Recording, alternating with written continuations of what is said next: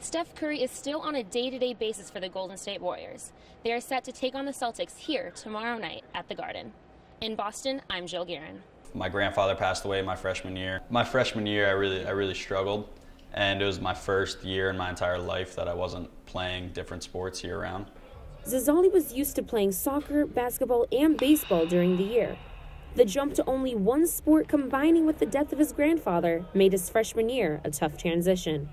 He says his grandfather had a huge impact on his baseball career. My grandfather, ever since I was a little kid, he would show up to all my games. He's the one that was always trying to tell me to hit ground balls up the middle.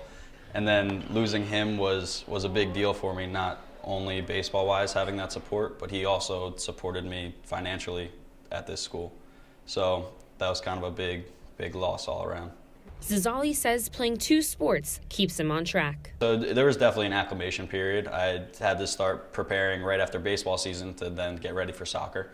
So as soon as our baseball season ended, I'd take about 2 weeks off and then start training for soccer.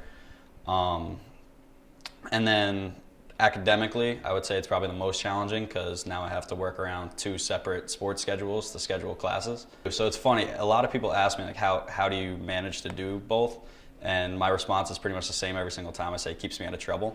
But truthfully, I don't know what else I would do without playing both sports because it really does keep me in sync, keeps me on a routine, and keeps me doing the right things.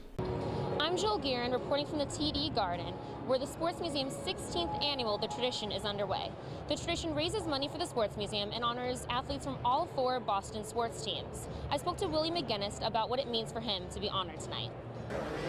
You work so hard, sometimes you never have an opportunity to put your head up and look back and kind of think about all the things that you've went through in sports and how long you've been playing and all the work and through the injuries and surgeries and the great times and some of the bad times. And, you know, when it's all said and done, it's kind of like now when you have an opportunity to get recognized, it makes you kind of feel special.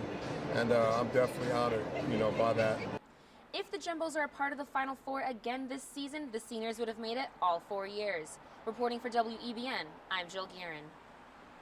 Really good. I like his people, and I played like for 6 years, and they're my best friends.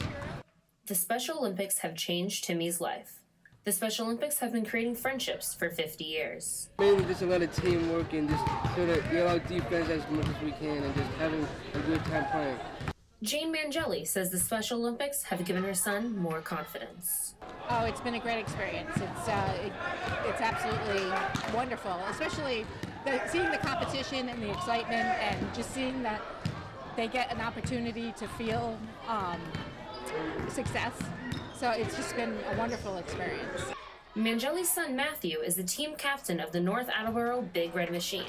He has one big responsibility. Well, just being captain, making sure that my guys are doing exactly what they're doing, making sure they're getting the plays right, and just having fun mostly.